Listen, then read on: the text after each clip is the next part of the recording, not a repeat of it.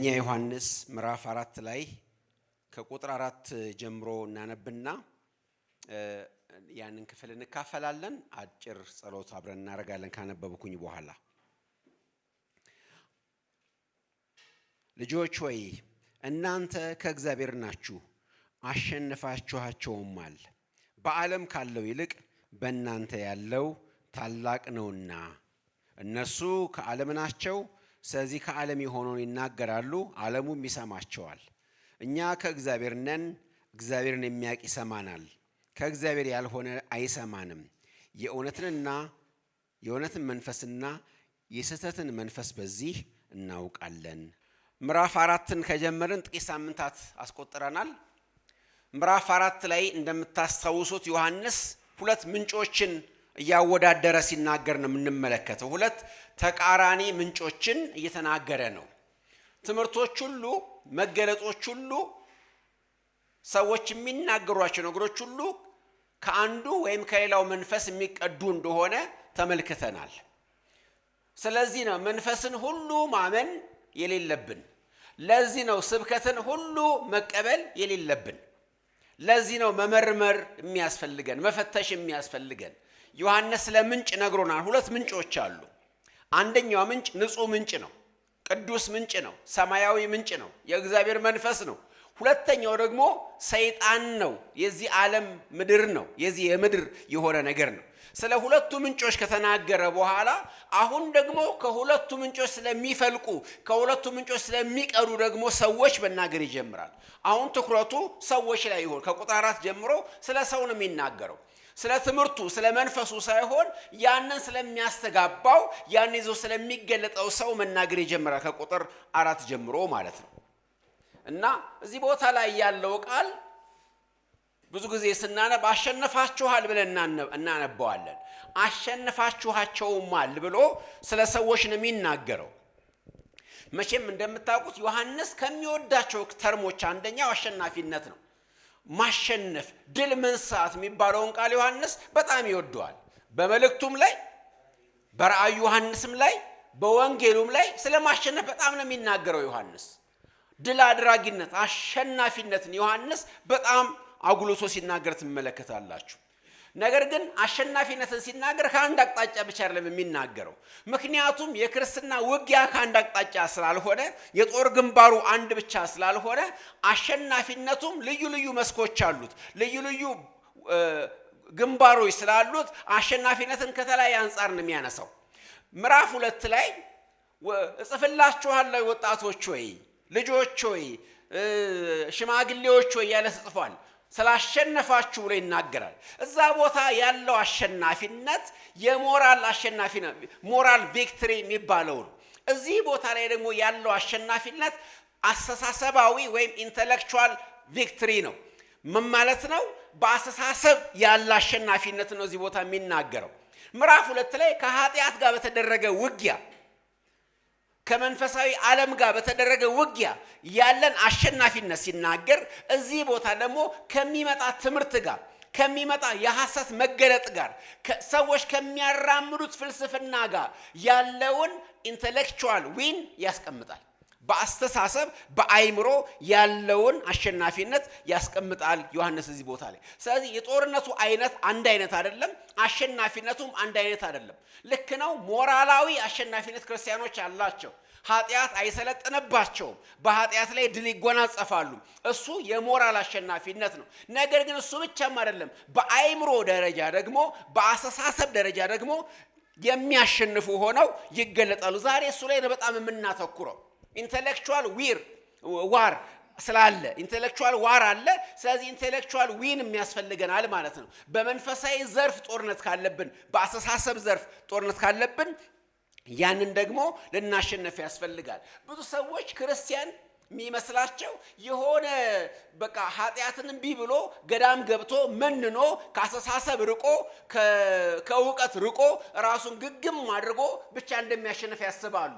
ነገር ግን እንደዛ ብቻ አይደለም። ክርስቲያን በአስተሳሰብም ያሸንፋል። ክርስቲያን በእውቀትም ያሸንፋል። ክርስቲያን በመገለጥም ያሸንፋል። ክርስቲያን በሚታወቅ የሐሳብ ሙግትም ጭምር አሸናፊ መሆን አለበት። ዛሬ ወገኖቼ ይሄ ጉባኤ በዚህ እንዲታነጽ እፈልጋለሁኝ። ስትወጡ እያንዳንዳችን ስንወጣ በዚህ ግንባር ያለውን አሸናፊነት ለእያንዳንዳችን በውስጣችን አውጀ እንድንወጣና ይሄን ነገር ደግሞ ትልቅ ክብር እንድንሰጠው እፈልጋለሁኝ። ወገኖቼ ክርስትና በእውቀት ላይ የተመሰረተ እምነት ነው። ዝም ብሎ በደፈናው በእውር ድንብር የምንራመደው እምነት አይደለም። በእውቀት ታንጀብል በሆነ እውቀት ለሚጠይቁን ሁሉ መልስ በመስጠት የተመሰረተ ነው። ታስታውሳላችሁ ጴጥሮስ የሚናገረው አንደኛ ጴጥሮስ 3:15 ላይ በእናንተ ስላለው ተስፋ ምክንያትን ለሚጠይቋችሁ ሁሉ መልስ ለመስጠት ዝግጁ ሁኑ። መልስ ሊኖራችሁ ይገባል። ማሳፈር የምትችሉበትን መልስ ልትይዙ ይገባል ብሎ ነው የሚናገረው። እንዳልኳችሁ መጀመሪያ ምዕራፍ 2 እና 3 ላይ የሚያተኩረው ዮሐንስ በሞራል አሸናፊነት ላይ ነው። በስነ ምግባር አሸናፊነት ላይ ነው። ከኃጢአት ጋር በተደረገ ትግል ያለውን አሸናፊነት ነው። አሁን ደግሞ ከአሳቾች ጋር፣ ከኤጀንቶቹ ጋር፣ ከጨለማ ወኪሎች ጋር፣ ከትምህርታቸው ጋር፣ ከመገለጣቸው ጋር፣ ከማጭበርበራቸው ጋር ያለውን ውጊያና አሸናፊነት ይናገራል። በዚህ ግንባር ያለው አሸናፊነት እንዴት ነው የሚገለጠው? ወገኖቼ ምዕራፍ 4 ቁጥር 4 ላይ ያለው ቃል አሸንፋችኋል አይደለም፣ አሸንፋችኋቸውማል። ሰዎችን ነው ሪፈር የሚያደርገው። እናንተ አሸናፊዎች ናችሁ። የሆነ መንፈሳዊ ዓለም ብቻ አይደለም የእናንተ አሸናፊነት። ልክ ነው። የኃጢአት ግብዣን እምቢ ብላችሁ አሸንፋችኋል። እሱ ግን ብቻ አይደለም፣ ሰዎችንም አሸንፋችኋል። የሰዎችንም አስተሳሰብ አሸንፋችኋል። ስለዚህ ወገኖቼ አሸንፍ ያለው ስል እና መፎክረው አሸናፊነትን ማውጀው አንድ ቃል አለ ብሉይ ኪዳን ላይ ብዙ ጊዜ የምናውቀው ቃል አፌ በጠላቶች ላይ ምን አለ? ተከፈተ። ሐና ስትናገር ምን ማለት ነው? ጠላቶች አሉ ምናሸንፋቸው፣ ግለሰቦች አሉ የጠላት አጀንዳ የሚያራምዱ። በዚህ ኮንቴክስት ደግሞ በዛ የሐሰት መንፈስ የሚገለጡ እና የኃጢአት ትምህርት የሚያስተምሩ ትክክል ያልሆነውን ኑፋቅ የሚያራምዱ አሉ። እነሱን አሸንፋችኋቸዋል ነው የሚለው። ግለሰቦቹንም አሸንፋችኋል ማለት ልምምዱን ብቻ ሳይሆን የኃጢአትን ግብዣ ብቻ ሳይሆን የጨለማውን ዓለም ገዢ ሰይጣንን ብቻ ሳይሆን የሱን ወኪሎች የሆኑትን ሰብአዊ የሆኑ የሱን ኤጀንቶች ጭምር አሸንፋችኋቸዋል። በዚህ አቅጣጫ ያለውን አሸናፊነት ነው የምንመለከተው። ነገር ግን እንዴት ነው ያሸነፈው? እንግዲህ አይወላችሁ አሸናፊነት ሲታወጅ ሁሉ ጊዜ ድሪም በአእምሯችን ስዕል ይመጣል አይደለ? ለምሳሌ አንዳንድ አሸናፊነቶችን ላሳያችሁ። ብሉይ ኪዳን ላይ ብሉይ ኪዳን ጦርነት መቼም ሜዳዊ ነው፣ ውጫዊ ነው፣ በስጋና በደም የሚደረግ ውጊያ ነውና ስዕላዊ መግለጫ ልስጣችሁ። ለምሳሌ አንድ ጊዜ ዳዊት ሁሉ ጊዜ ድል አድራጊ ነው፣ ተዋጊ ነው፣ ምርኮ የሚያስጥለው አንደኛ ሳሙኤል 30 ቁጥር 20 ላይ ዳዊት ከጠዋት እስከ ማታ እንደውም 24 ሰዓት ከማታ እስከ ምሽቱ ማታ ድረስ ለ24 ሰዓት ጠላቶቹን መታቸውና ከዛ ብዙ ምርኮ ማረከ። ከብታቸውን ሰዎችን ብዙ ማረከና እየነዳ ከፊት ለፊቱ ምን ብሎ ይናገር ነበር? ይህ የዳዊት ምርኮ ነው። ስለዚህ እናንተ እነዚህን ሐሰተኛ ሰዎች ነድታችኋቸው የኔ ምርኮ ያላችሁ ነው ወይ? አሸናፊነታችን በዛ አቅጣጫ ነው ወይ የሚል አንድ ነገር ላስቀምጥላችሁ። ኢያሱ ደግሞ በኢያሱ ላይ እንደምናነባው እግሩን በጠላቶች አንገት ላይ አስቀምጦ ረግጧቸው አሸናፊነቱን ሲያውይ ትመለከታላችሁ። እሱ ብቻም አይደለም፣ ህዝቡንም ጠርቶ እኑ በእነዚህ የነገስታት አንገት ላይ እግሮቻችሁን አስቀምጡ ብሎ ድል አድራጊነትን ሲያውይ ትመለከታላችሁ። እንደዚህ ነው ክርስቶስ ኢየሱስ ደግሞ ድል ያደረገውን እንመልከት። ሁለተኛ ቆሮንቶስ ምዕራፍ 2 ቁጥር 14 ላይ ድል በመንሳቱ ያዞረናል አለ ጳውሎስ። ምን ማለቱ መሰላችሁ? በዛን ዘመን አንድ የጦር ጀነራል የሆነ ውጊያ ይሄድና ምርኮ ይማርካል። ሰዎችን የማረካቸውን ምርኮኞቹን ምን ያደርጋቸዋል? በየከተማው ጎዳና እያዞራቸው ምርኮኛ መሆናቸውን የተናገሩ እያወጁ የዚህ ሰው ምርኮኛ ነኝ ብለው ያውጃሉ። ክርስቶስ ኢየሱስ አገልጋዮቹን እኛን ከዓለም ጠርቶ ማርኮ ድል እየነሳ ዞሮናል በየስፍራው። ይሄንን ይናገራል። እኛ ግን እነዚህን አሳቾች ያሸነፍናቸው በዚህ መንገድ ነው ወይ ሲባል አይደለም። በደም ስሙኝ። አሸነፋችኋቸዋል። እነማንን? የኑፋቄ ትምህርት አራማጆቹን አሸነፋችኋቸዋል። የሰይጣን ወኪል የሆኑትን ስህተት ትምህርት የሚያራምዱትን እነሱን አሸነፋችኋቸዋል። እንዴት ነው ያሸነፋችሁት? ግን አንበርክካችሁ እኔ የምለውን በል ብላችሁ በእናንተ መንገድ እንዲሄዱ በማድረግ ያሸነፋችሁት አይደለም። በዛ ሴንስ አይደለም። ይልቁንም በምን ያሸነፋችሁት? በእነሱ ስህተት ተሰባችሁ ባለመውደቅ፣ በአመፀኞቹ ስህተት ተሰባችሁ ባለመውደቅ አሸነፋችኋል። ታስታውሳላችሁ ጴጥሮስ ላይ እንደዚህ የሚል ቃል አለ። ሁለተኛ ጴጥሮስ ምዕራፍ 3 ቁጥር 17 ላይ በአመፀኞቹ ስህተት ተሰባችሁ እንዳትወርቁ ከራሳችሁ ጽናት እንዳትወርቁ ተጠንቀቁ። ስለዚህ በአመፀኞቹ ስህተት ባለመሳብ፣ የአመፀኞቹን ትምህርት ባለመግዛት፣ ልክ ናችሁ ብሎ እነሱን ባለማጽደቅ፣ በእነሱ መንገድ ባለመሄድ እናንተ አሸነፋችኋል። እንዴት ነው ያሸነፍናቸው? ትምህርታቸውን ስላልገዛን፣ መገለጣቸውን፣ ሐሰታቸውን ያመጡትን ኑፋቄ እምቢ ስላለን ስለገፋ ነው አሸንፈናቸዋል ነው። ይሄ አይነት አሸናፊነት ወገኖቼ አዲስ ኪዳን ላይ ለምእመናን የተሰጠ አሸናፊነት ይሄ ነው። ጳውሎስ ገላትያ ላይ ምዕራፍ 2 ቁጥር 5 ላይ አንድ አስገራሚ ቃል ይናገራል አይደል? በስውር ሾልከው የገቡ ደህንነታችንን አርነታችን ሊሰልሉ የገቡ አሉ ይልና ጳውሎስ ለአንድ ሰዓት እንኳን ለቀን አልተገዛንላቸው። ምን ማለት ነው? አዎ አላልናቸውም፣ አላጸደቅናቸውም። ትክክል ናችሁ አላልናቸውም። የእነሱን ኑፋቄ አላጸደቅንም። አሸናፊነት ማለት ይሄ ነው ወገኖች። ዛሬ በዚህ አሸናፊነት አቅጣጫ ነው ነገሮችን ላሳይ የምፈልገው። እናንተ አሸነፋችኋቸዋል። እንዴት ነው የሚታወቀው? አልወጣችሁማ ከነሱ ጋር። እናንተ አሸነፋችኋል። አሜን አላላችሁ ማለት ትምህርታቸው ላመጡት ኑፋቄ እጅ አልሰጣችሁም። ሐሳባቸውን አልገዛችሁትም። አልተማረካችሁም። በእነሱ አላናወጧችሁም። ይዘዋችሁ አልወጡም። ስለዚህ አሸነፋችኋቸዋል። ይሄን አሸናፊነት በጣም እንድታሰምሩልኝ ይፈልጋለሁ ወገኖቼ። የእነሱን ሐሳብ ጳውሎስ ታሳውሳላችሁ ሁለተኛ ቆሮንቶስ 2:11 ላይ ሐሳቡን አንስተውም ይላል አይደል? ሐሳቡን ባለመሳት ማሸነፍ ማለት ነው። ይሄ የእግዚአብሔር ድምጽ አይደለም፣ ይሄ የእውነት ድምጽ አይደለም፣ ይሄ የወንጌል ድምጽ አይደለም ብሎ የእነሱን ትምህርት ሪጀክት ማድረግ ማሸነፍ ነው። ስለዚህ በእውነት ጸንታችሁ ካላችሁ አሸንፋችኋቸዋል። የእነሱን ትምህርት ካልገዛችሁ፣ በእነሱ ትምህርት ካልገባችሁ እናንተ አሸንፋችኋቸዋል። እሱን አሸናፊነት እዚህ ቦታ ላይ እነዚህ ዮሐንስ የሚጽፍላቸው ሰዎች ራሳቸው እንደ ምስኪን ሊቆጥሩ ይችላሉ። ምክንያቱም አንድ ነገር ልንገራችሁ፣ በውጭ ያሉት ምን ይላሉ መሰላችሁ? እናንተ የተሸወዳችሁ ናችሁ፣ አልበራላችሁም፣ እውቀት አልገባችሁም ይሏቸዋል። ስለዚህ የሚሰማቸው ምስኪንነት፣ የሚሰማቸው የበታችነት ሊሰማቸው ይችላል ዮሐንስ የሚጽፍላቸው። ነገር ግን ዮሐንስ እውነቱን እንዲያውቁ ይፈልጋል። እናንተ አሸናፊዎች ናችሁ። ምክንያቱስ ጸንታችኋል። እናንተ ከነሱ ጋር አብራችሁ አልወጣችሁም፣ በጎዳናቸው አልሄዳችሁም። ስለዚህ አሸናፊዎች እናንተ ናችሁ ብሎ ሲናገር ትመለከታላችሁ። በዚህ አቅጣጫ ነው አሸናፊነት የሚገለጠው። በእነሱ ስህተት ባለመውደቃችሁ አሸናፊዎች ናችሁ። እና እነሱ አልረቷችሁም፣ አላሰመናችሁም። ስለዚህ እናንተ አሸናፊዎች ናችሁ ብሎ ዮሐንስ ሲናገር ትመለከታላችሁ። ብሉይ ኪዳን ላይ ዳንኤል ምዕራፍ 11 ቁጥር 32 ላይ አንድ በጣም አስገራሚ ቃል አለ። ስለ ሐሰተኛው ክርስቶስ ስለ አውሬው ነው የሚናገረው። አስቀድሞ በራእይ ተመልክቶስ ዳንኤል እና ባነበው ደስ ይለኛል። ዳንኤል ምዕራፍ 11 ላይ ዳንኤል እንደዚህ ብሎ ይናገራል።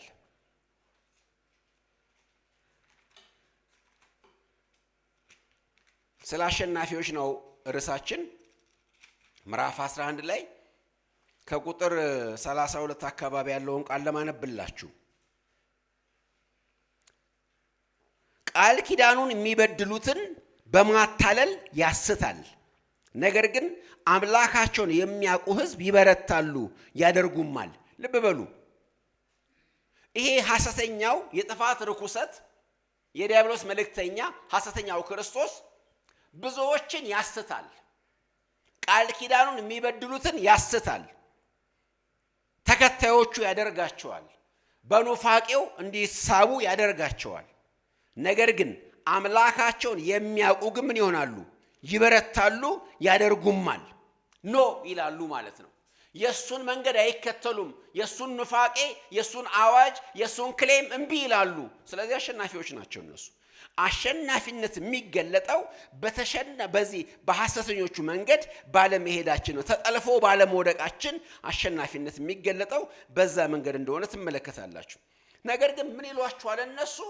እነሱ እንደበራላቸው እነሱ እንደገባቸው እናንተ ኋላ ቀር እንደሆናችሁ አሁንም እንደዛ ነው የምታስበው ይሏችኋል። አዲሱን መገለጥ አላገኘህም፣ አዲሱን ትምህርት አዲሱ ብርሃን አልበራለም ይሏችኋል። ሞክ ያደረጓቸዋል፣ ይሳለቁባቸዋል። እነሱ የበላይ እናንተ የበታች፣ እነሱ የሰለጠኑ እናንተ ደግሞ ኋላ ቀር አድርገው ያቀርባሉ።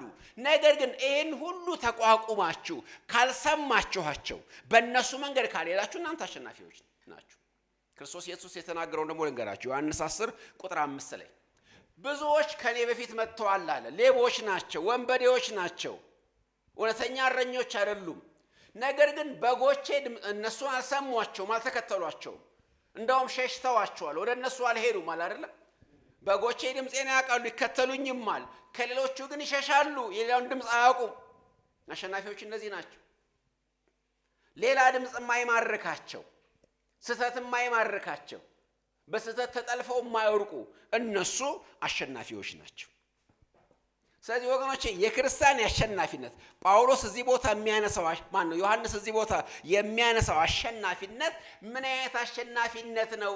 እነዚህን ሰዎች እነዚህን ዮሐንስ የሚጽፍላቸውን ሰዎች እንዴት ነው እነዛን የኑፋቄ አራማጆች አሸነፋችሁ ሚላው ካላችሁ በእነሱ መንገድ ስላልሄዱ ከነሱ ጋር አብረው ስላልተባበሩ ስላልወጡ አሸናፊ ብሎ ያስቀምጣቸዋል። እስኪ ሁለተኛ ጢሞቴዎስ ምዕራፍ 3 ላይ ደግሞ እናንብብ ከቁጥር 12 ጀምሮ ከቁጥር 13 ጀምሮ ሁለተኛ ጢሞቴዎስ 3:13 ጀምሮ ላንብብላችሁ። ነገር ግን ክፉዎች ሰዎችና አታላዮች እያሳቱና እየሳቱ በክፋት እየባሱ ይሄዳሉ። አንተ ግን በተማርክበትና በተረዳህበት ነገር ጸንተህ ኑር፣ ከማን እንደተማርከው ታውቃለህና ከሕፃንነት ጀምረህ ክርስቶስ ኢየሱስን በማመን መዳን የሚገኝበትን ጥበብ ሊሰጡ የሚችሉትን ቅዱሳት መጽሐፍ ታውቃለህና። ልብ በሉ እዚህ ጋር ተንኮለኞቹ አሳሾቹ እየባሰባቸው ይሄዳሉ። በስህተት በማሳት እየጨመሩ ይሄዳሉ።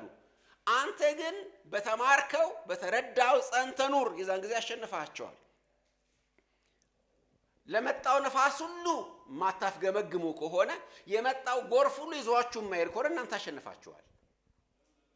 ኤፌሶን ላይ ጳውሎስ ይሄን ነገር ሲናገር 4:14 ላይ በትምህርት ነፋስ ሁሉ ወደ የተፍገመገምን ወዲና ወዲ እያልን ህፃናት መሆን የለብንም ወገኖች። የመጣ ሰው ሁሉ ቀልባችን የሚገፋው ከሆነ የሚመጣ ሰው ሁሉ የሚማርከን ከሆነ በተከፈተ በሩ ዘው ብለን የምንገባ ከሆነ አዲስ መገለጽ መጣ ሲባል አቀንቃይ የምንሆን ከሆነ ተሸንፈናል።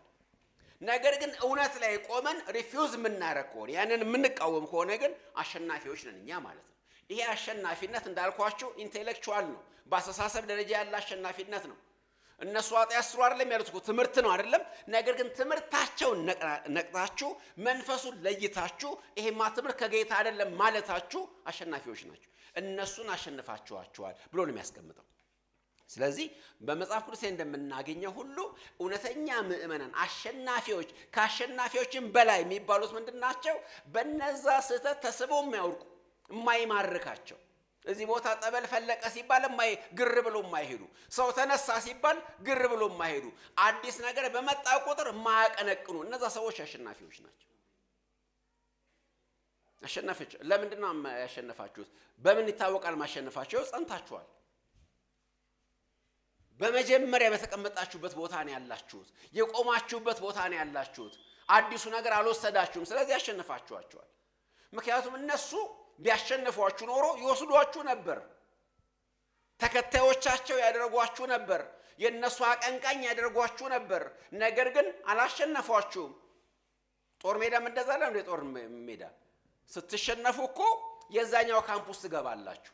ነገር ግን በራሳችሁ ካምፕ ከጸናችሁ አሸነፋችኋል። ይሄን የሚናገረው እንግዲህ ድሉ ኢንተሌክቹዋል ድል ነው ካለን፣ በአይምሮ የሚደረግ ድል ነው ካለን እንዴት ሊሆን ቻለ? አሳሾቹን በልጠው በአይምሮ በልጠው ከነሱ የበለጠ ርቀው የራቀ ማን ነው የላቀ አስተሳሰብ ኖሯቸውን ያሸነፉት ወደሚለው ሐሳብ ብንመጣ ደስ ይለኛል። ልብ በሉ እዚህ ጋር መቼም ቢሆን መጽሐፍ ቅዱስ አሳቾችን አንደርስቲሜት አያደርግም። አሳቾችን ምንም የማያውቁ ሞኞች አይላቸው። በደንብ ስሙኝ። እንዳውም በተቃራኒው አሳቾች የበለጠ ብልጦች፣ የበለጠ ጮሌዎች፣ የበለጠ አደገኞች ናቸው። አሳች ሰው ዝም ብሎ ጅላጅል አይደለም። በጣም አስደናቂ የሆነ የአእምሮ ችሎታ ሊኖራቸው ይችላል። በታሪክ ሁሉ የተነሱ አሳሾችን ብትመለከቱ፣ ታሪካቸውን ብትመረምሩ ከመደበኛው ሰው ከፍ ያለ የማስተዋል የአእምሮ ብቃት ደረጃ ይሄ አይኪው የሚባል ነገር አለ አይደል? የላቀ ነገር ነው ያላቸው። ለዚህ ነው ማታለል የቻሉት። እንዳም ጴጥሮስ ሲናገር በብልሃት የተፈጠረ ተረት ይላል አይደል? ተረታቸው በሞኝታ ላይ የተፈጠረው በብልሃት ነው። የግሪክን ሜቶሎጂ የግሪክን አፈ ታሪክ ማአት ሊቃውንቶች በፒኤችዲ ደረጃ ይማሩታል። ምክንያቱም በጣም ማራኪ ስለሆነ የአማልክቶችን ታሪካቸውን ሲያስቀምጡ እንዴት እንደሚያቆላልፉት እንዴት እንደሚያወሳስቡት በጣም ማራኪ ነው። ስለዚህ አሳቾች የአእምሮ ችሎታቸው ቀላል አይደለም ወገኖች። ሁለት ሰዎች ልንገራችሁ በመጽሐፍ ቅዱስና በታሪክ ውስጥ። ለምሳሌ ብሉይ ኪዳን በተነሳ ቁጥር አንድ አሳች የሚባለውና የአሳቾቹ ሁሉ ሪፈረንስ የሆነው ሰው ኢዮርብዓም ይባላል። ኢዮርብዓም እስራኤልን ያሳተ የስህተት ሁሉ ጥግ የሆነ በዛም የተሳካለት አንድን ኔሽን በአጠቃላይ የጣለ ለአንድ ትውልድ አይደለም ለተከታታይ ትውልዶች ሁሉ እንትን ያለ እጅግ በጣም አደገኛ አሳይ ሰው ነው ኢዮርብዓም። ኢዮርብዓም ምን አይነት ሰው ነበር ብትሉ በጣም ብሪሊያንት ሰው። እንደውም ሰለሞን ጠቢብ ነው አይደል? ሰለሞን በወጣቱ ኢዮርብዓም ችሎታ ተደንቆ ሹመት የሰጠው ሰው ነው። በኋላ እስከሚያመጽበት ጊዜ ድረስ በስራው ቀልጣፋ በአእምሮ ብሩህ የሆነ ሰው ነበር ኢዮርብዓም። አደገኛ ሰው ነበር ወገኖች። ኢዮርብዓም የፈጠረውን ለመፍጠር ማንም ተራሱ አይችልም። እስራኤልን በዳንና በቤርሳቤ ጣዖት አስቀምጦ ወደ ኢየሩሳሌም እንዳይሄዱ ለማድረግ የተጠቀመበት ጥበብ እንደ ምድር ጥበብ ስትመለከቱት ከባድ ጥበብ ነው። የዚህ ዓለም ገዢዎች ጠቢባን ናቸው። አደገኛ ጥበብ አላቸው። ስልጣናቸው እንዴት ማደላደል እንደሚችሉ እንዴት አንድን ጠላት ከሌላ ጠላት ጋር አጋይተው እነሱ መሾለክ እንደሚችሉ በጣም ያውቃሉ። እንዴት ጥሎ ማለፍ እንደሚችል በጣም ያውቃሉ። በጣም ብሪሊያንት ናቸው። ተራ ሰዎች አይደሉም። ኢዮርብዓም እንደዛ ነው። ኢዮርብዓም በአእምሮ ተራ ሰው የምትሉት አይደለም፣ አደገኛ ነው። በሰለሞን እንኳን ያልተነቃበት ሰለሞን እንኳን ራሱ ፖቴንሻል ይሄ ሰው ጠላት እንደሚሆን ሳይነቃ ሹመት የሰጠው ሰው ነው። እንግዲህ ሰለሞንን የሚያህል ጠቢብ ሰው እንኳን የሸወደ ሰው ነው። ስለዚህ ኢዮርብዓም ተራ ሰው አልነበረም። ባለፈው የሳምንትና ከዛ ፊት ስናነሳ እና አርዮስን ስናነሳ ነበር። አርዮስ እጅግ በጣም አስደናቂ የአእምሮ ችሎታ የነበረው ሰው ነው። ንግግሩ በጣም ማራኪ፣ ሐሳብ ማቀናበር የሚችል የአእምሮ ችሎታ በጣም ወደር የሌለው አይነት ሰው ነው። ተራ ሰው አልነበረም። ስለዚህ ነው ብዙዎችን ያሳተው።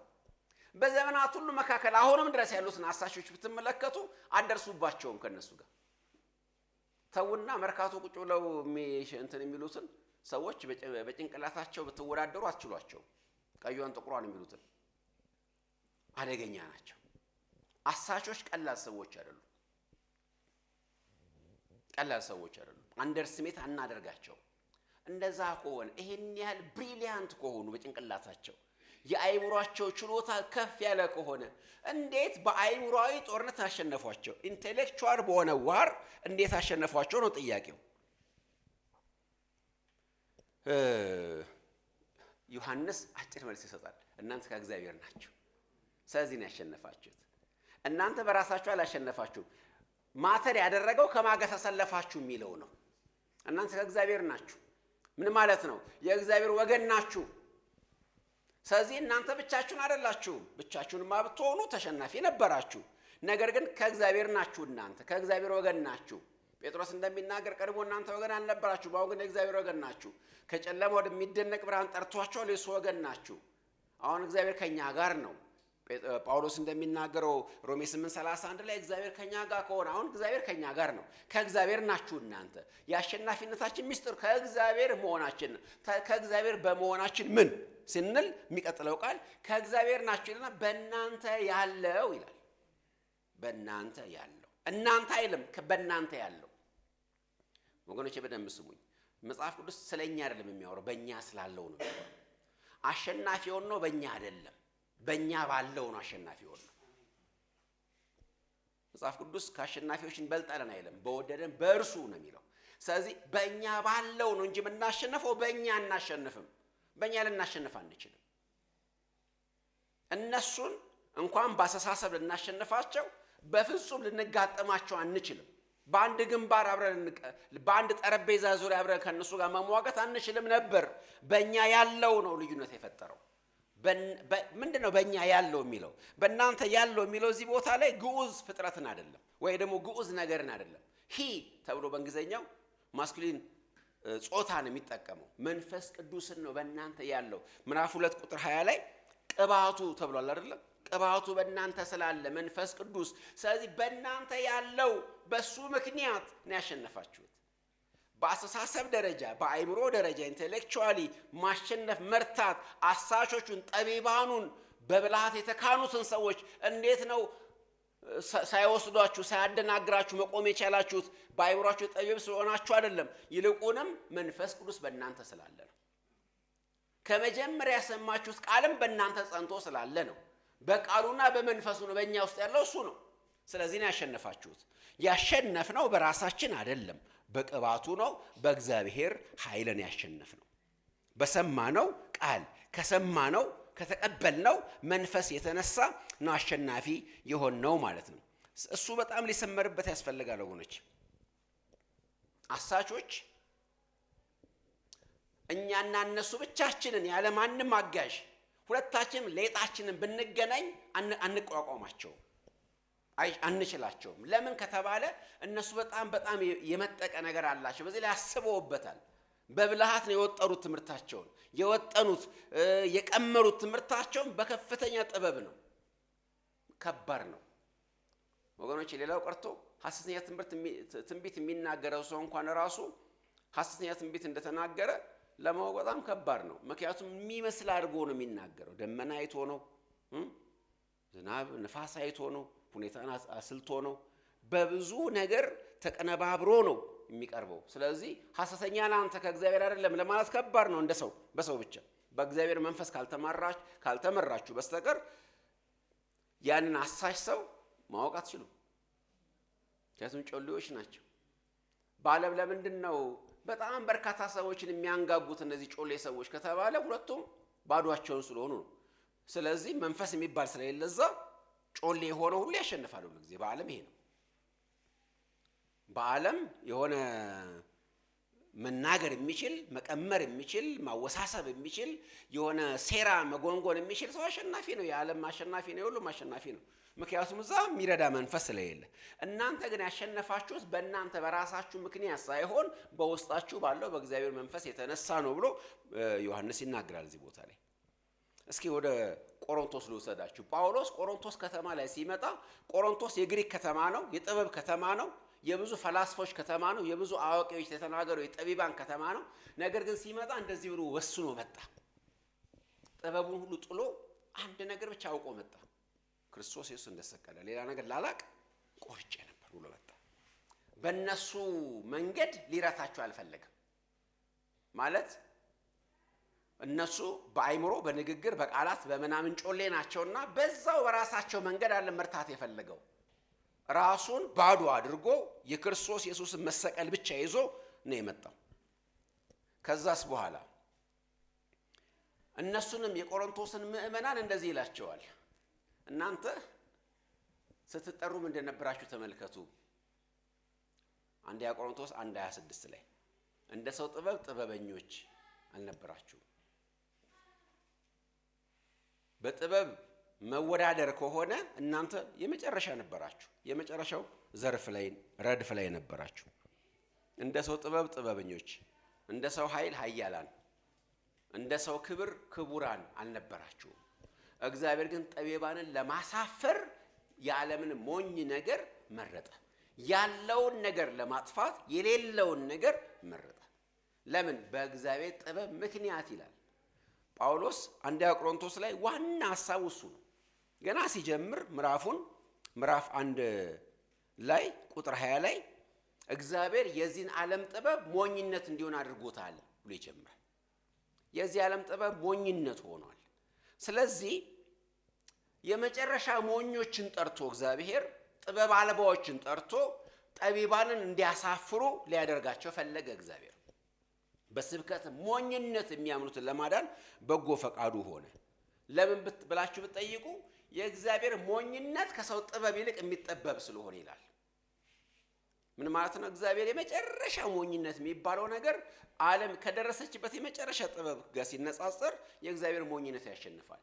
ስለዚህ በዚህ ነው እግዚአብሔር የጠራቸው እና ያሸነፋቸዋቸው ብልጥ ስለሆናቸው አይደለም፣ እንደ ሰው ጥበበኛ ስለሆናቸው አይደለም።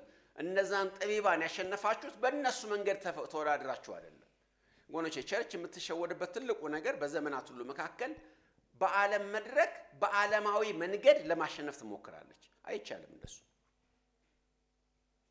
ትንሽ ለወጥ ላድርገውና ከጥበብ ወጣ ልበልና ዓለምን በዓለም መንገድ ለመማረክ መሞከር በጣም አደገኛ ነው። ለምሳሌ በሙዚቃ መሳሪያ ለመማረክ ብታስቡ፣ በመብራቶች ብልጭልጭ፣ በወንበሮች ምቾት፣ በእንደዚህ አይነት ነገር ብንወዳደር ዓለምን አናሸንፍም፣ በፍጹም አናሸንፍም። ምክንያቱም ዓለም በዚህ ነገር ከኛ የበለጠ የተራቀቀች ነች፣ ከኛ የበለጠ አቅም አላት በዚህ አቅጣጫ። ስለዚህ እሱን ትተን ነገር ግን ሞኝነት በሚመስል መንገድ እንድንገለጥ ነው መጽሐፍ ቅዱስ የሚፈልገው። በጣም በቃ ትንሽ በሚባለው ነገር ላይ እንድንገለጥ እግዚአብሔር ይፈልጋል። ለምን መሰላችሁ? በዓለም ያለው ጥበብ እግዚአብሔር ሞኝነት ስላደረገው የቱንም ያህል የዓለም ጥበብ ከትንሿ ዕውቀት ከትንሿ መንፈሳዊ መገለጥ ጋር ሲወዳደር ባዶ ነው። ብዙ ሰዎች የማይገባቸው አንድ ነገር ልንገራችሁ እዚህ ጋር ወገኖቼ። እናንተ በቀለም ትምህርት በምድራዊ ዲግሪና ምናምን በጣም ሰማይ የደረሳችሁ ስላልሆናችሁ ራሳችሁ እንደ ምስኪን ትቆጥሩ ይሆናል። ነገር ግን ልንገራችሁ፣ እውነተኛ የእግዚአብሔር ቃልና መንፈስ በውስጣችሁ ካለ ያቺ ውስጣችሁ ያለችው አንዷ እውነተኛ ቃል በዓለም ውስጥ ያለውን ክምር ውሸት፣ ምክንያቱም እግዚአብሔር ውሸት ብሎታል የዚህን ዓለም እውቀት፣ ሞኝነት ብሎታል የዚህን ዓለም ጥበብ፣ በዓለም ውስጥ ያለውን ትልቁን ነገር እናንተ ማሸነፍ ትችላላችሁ በትንሹ። አንድ የመጨረሻ ደካማ የሚባል ክርስቲያን በዓለም ውስጥ ያሉትን በጣም ትልቅ የሚባሉትን ጠቢባን ማሸነፍ ይችላል። ለዚህ እኮ ነው ጳውሎስ የዚህ ዓለም መርማሪ የት አለ፣ የዚህ ዓለም ጠቢብ የት አለ ብሎ ይጣራል። ለምን መሰላችሁ? የት አለ አለው እስኪ በለኝ፣ እስኪ ይወዳደር መጥቶ። ምክንያቱም እግዚአብሔር የዚህን ዓለም ጥበብ ሞኝነት ስላደረገው ጳውሎስ በያዘው የእግዚአብሔር ዕውቀት ብርሃን በዓለም ውስጥ ያለውን እያንዳንዱን ጨለማ ማሸነፍ እንደሚችል ያውቃል። መቼም ታውቃላችሁ የጨለማ ብዛት የቱንም ያህል ጠንካራ ይሁን ትንሿን ሻማ ማሸነፍ ይችላል። ዮሐንስ 1:5 ላይ ብርሃን በጨለማ ይበራል ጨለማውም አላሸነፈው። ይኸውላችሁ ዓለም የቱንም ያህል በእውቀት ብትራቀቅ በምንም አይነት ሁኔታ ትንሽም እንኳን የምትባሉ አንድ ቃል እንኳን ያወቀውን ክርስቲያን ልታሸንፈው አትችልም። ለምን መሰላችሁ? በእናንተ ውስጥ ያለው በዓለም ካለው ይበልጣል። እሱ ነው ትልቁ ነገር በውስጣችሁ ያለው፣ በእኛ ዘንድ ያለው እሱ በጣም ሊሰመርበት ያስፈልጋል። እግዚአብሔር ለኤርሚያስ እንደዚህ ያለው እሱን ቃል ነው ለሁላችንም ልተውላችሁ የምፈልገው። ኤርሚያስ በሚያገለግልበት ዘመን በጣም በርካታ ሐሰተኛ ነቢያት ነበሩ። ሐሰተኛ ነቢያት ከራሳቸው ያወጡ የራሳቸውን ህልም የእግዚአብሔር ቃልና ፈቃድ ብለው የእግዚአብሔር መገለጥ ብለው የሚያስተምሩ ነበሩ። ህዝቡ ሁሉ አመፀኛ ነበር፣ የአመፅ ዕውቀት ነበረው። እግዚአብሔር ግን እንደዚህ ያለው እኔ እንደዚህ ያደርጋለሁ አለው። ይህን ሁሉ ህዝብ እንጨት አደርገዋለሁ፣ ደረቅ እንጨት፣ ቃሌን ደግሞ በአፉ ውስጥ እሳት አደርገዋለሁ። ስለዚህ ኤርሚያስ የሚናገረው ቃል ያንን ሁሉ ደረቅ እንጨት የሚያነድ ነው የሚሆነው ማለት ነው። ህዝቡን በሙሉ እንጨት አድርጌዋለሁ፣ አፍ ውስጥ ያለውን ቃሌን ደግሞ እሳት አድርጌዋለሁ። እሳትና እንጨት ሲወዳደር ማን ያሸንፋል? ከትናንትና ወዲያ ደመራ ነበር አይደል? ትልቅ የተከመረ የተለኮሰው በስንት ነው? ችን በምታል ጨር ተደርጎ አይደለም? ትንሽ እሳት ትልቁን ደመራ ታነደዋለች። ስለዚህ አፍ ውስጥ ያለውን ቃሌን እሳት አድርጌዋለሁ፣ ህዝብ ውስጥ ያለውን ነገር በአጠቃላይ ደግሞ ደረቅ እንጨት አድርጌዋለሁ። ስለዚህ ምን ታደርጋለህ አንተ? ታነደዋለህ። ስትናገር ሊቋቋሙ አይችሉም። ስትናገር ሬዚስት ማድረግ አይችሉም። ምክንያቱም የትን ያህል ይከበር እንጂ ገለባ ነው። ገለባ ከሆነ በአንድ ሰዓት ብቻ በአንድ ክብሪት ብቻ የምታነደው ነው የሚሆነው። ይሄ ሊሰመርበት ያስፈልጋል ወገኖች። እኛ እንድናሸንፍ የረዳን ጠቢብ መሆናችን አይደለም። አንዳንድ ጊዜ እንደዚህ ብለን እናስባለን። አንድ በዓለም ታዋቂ የሆነ ሰው፣ አንድ በዓለም ዝነኛ የሆነ ሰው፣ አንድ ፈላስፋ የነበረ ሰው፣ አንድ ዩኒቨርሲቲ ምሁር የነበረ ሰው የሆነ ሰው ጌታን ሲያገኝ ዋው አሁን ወደኛ ወገን መጥቷል ዓለምን ያሸነፈልናል ብላችሁ ታስቡ ነው? እንደዛ አይደለም። እንደውም ልንገራችሁ በዓለም ያለ ጥበባችን አስጠቂያችን ነው። የአይምሮ ችሎታችሁ ያስጠቃችኋል እንጂ አሸናፊ ያደርጋችሁ ለምሳላችሁ መጽሐፍ ቅዱስ እንደዚህ ይላል፣ ከናንተ ጠቢብ መሆን የሚፈልግ ሰው ሞኝ ይሁን ይላል። አንደኛ ቆሮንቶስ 3:18 ላይ ከናንተ ጠቢብ መሆን የሚፈልግ ሰው አለ ይላልና ጠቢብ ይሆን ዘንድ ሞኝ ይሁን ይላል። ሞኝ ካልሆንክ የራስን ጥበብ ካልጣልክ በስተቀር የእግዚአብሔር ጥበብ ባንተ ላይ ይሰራል። ለምን መሰላችሁ? ቀደም አንድ ነገር አነሳን። መጠራታችሁን ተመልከቱ ወንድሞቼ። ጠቢባን አልተጠሩም፣ ኃያላን አልተጠሩም፣ ባለጸጎች አልተጠሩም፣ የሆኑት አልተጠሩም። ያልሆኑት ምናምንቴዎቹ፣ አላዋቂዎቹ፣ ጥበብ የጎደላቸው፣ ክብር የጎደላቸው፣ ብር የጎደላቸው ተጠሩ። ለምን? እነዛን ጠቢባን ነን የሚሉትን ለማሳፈር። ምክንያቱስ ብሎ ሲያስቀምጥ የሚመካ በእግዚአብሔር ይመካተው እንደጻፈው ይፈጸም ዘንድ። ምክንያቱም አንተ ሞኝ ሆነ ጠቢባን ካሸነፍክ በኔ ነው አትልም።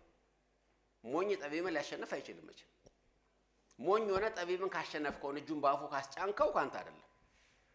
ስለዚህ የምትመካው በእግዚአብሔር ነው፣ ባንተ በራስ አትመካም። ያ ይሆን ዘንድ ነው። ስለዚህ ጠቢባን መሆን ትፈልጋላችሁ? እንግዲያውስ ጥበባችሁን ጣሉ፣ ሞኝ ሁኑ። ሞኝ ስትሆኑ እግዚአብሔር በእናንተ ይሰራል። ቅድም አንድ መዝሙር ተዘመረ። ታንኳዬን ምናምን በሰጠው መሬም ባያሳዎች ክርስቶስ ኢየሱስ መጥቶ ስንት ዘመን ያጠመዱ አሳ አጥማጆችን ልምድና እውቀት ያላቸውን በእድሜ የስንት ጸጉር ያበቀሉትን መጥቶ በማይሆን ሰዓት ላይ በማይሆን ቦታ መረባችሁን ጣሉ አላቸው። ጴጥሮስን በትህትና እንዲህ ብሎ መለሰ። አንደ ሉቃስ 3:5 ላይ ሌሊቱን ሁሉ ስደክም ምንም አላገኘሁም። አሳ የሚያዘው ሌሊት ነው፣ ቀን አይያዝም፣ በፀሐይ አይያዝም አሳ። ነገር ግን ጌታ በቃልህ መሬም ይጠላል። በቃልህ በቃሉ ስለሆነ ነው ያሸነፈው፣ ሌላ ነገር አይደለም። ስለዚህ የኔን ጥበብ ትቼው፣ የኔን ኤክስፒሪየንስ ትቼው፣ የኔን መገለጥ ትቼው፣ የራሴን የሆነውን ነገር ሁሉ ዜሮ አስገብቼው ሞኝ ሰሆን አሸናፊ እሆናለሁ ነው። ስለዚህ የተገለጠው ነገር ይሄ ነው። አሸናፊነታችሁ የተገለጠው የታወቀው በእናንተ ውስጥ ባለው ምክንያት ነው እንጂ በራሳችሁ አይደለም። እናንተ ለእግዚአብሔር የምትመቹት መቼ ነው? ሞኝ ስትሆኑ የሚመቸው። ዓለም ሁሉ አውሬው ሲመጣ አውሬው ማን ይመስለዋል ብሎ ይከተለዋል። ራዕይ ዮሐንስ 13 ላይ ተጽፏል። ማን ይመስለዋል ብሎ የሚያደርገውን ድንቅና ተአምር ሲመለከት ዓለም ሁሉ ይከተለዋል። እውነተኞቹ ግን አይከተሉትም። ወገኖቼ መዝሙር 119 ላይ አንድ ግሩም የሆነ ቃል አለ። ቁጥር 98 ላይ ቃልህን ወድጃለሁና ከጠላቶቼ ይልቅ ምን ሆንኩኝ? አስተዋይ ሆንኩኝ ይላል። ከጠላቶቼ የበለጠ አስተዋይ ሆንኩት በእኔ ምክንያት አይደለም፣ በቃል ምክንያት ነው ይላል። እና በምን ተገለጠ ከጠላቶቹ ይልቅ አሸናፊ መሆኑ ከተባለ ቁጥር 85 ላይ እንደዚህ ይለናል። አቤቱ ኃጢአተኞች ጨዋታን ነገሩኝ፣ ነገር ግን እንደ ቃል አይደለም። ሲነግሩኝ ጨዋታቸው አልመሰጠኝም፣ ማህበራቸውን አልተቀላቀልኩም፣ መንገዳቸውን አልመረጥኩም፣ አሸነፍኳቸው ማለት እሱ ነው። ወገኖች በዚህ አቅጣጫ ነው ክርስትና አሸናፊነቱ የሚገለጠው። በአይምሮ ደረጃ አሸናፊ የምትሆኑት የራሳችሁን አይምሮ ትታችሁ፣ የራሳችሁን አይምሮ ጠላችሁ፣ የራሳችሁን ማስተዋል ጠላችሁ በእግዚአብሔር ማስተዋል ስትደገፉ ነው። ለዚህ እኮ ነው ምሳሌ ላይ ምንድነው የሚለው? የገዛ ራስን ማስተዋል ተው፣ በእግዚአብሔር ላይ ተደገፍ፣ በእግዚአብሔር እውቀት ላይ። አንዱ ላይ የምወደው አባባል አለ፣ እንደዚህ ይላል። የእግዚአብሔር ባውዛ እንዲበራልህ ከፈለክ ያንተን ኩራዝ አጥፋ ይላል። አንተ ኩራዝ አለክ፣ ኩራዝ ጥሩ ነች። ነገር ግን ባውዛ ከሆነ የምትፈልገው ኩራዝን አጥፋ። እግዚአብሔር ባውዛ እንዲያበራልህ ቅድመ ሁኔታው ኩራዝን ማጥፋት ነው። የራስን ማስተዋል መጣል ነው። ወደ እግዚአብሔር መጥተህ በሞኝነት የስብከት ቃል መስማት ነው። ምክንያቱም በስብከት ሞኝነት የሚያምኑትን ለማዳን እግዚአብሔር በጎ ፈቃድ። ስለዚህ እናንተ አሸነፋችኋቸዋል ይላል። ወገኖች ወደዚህ ዘመን ልምጣላችሁ።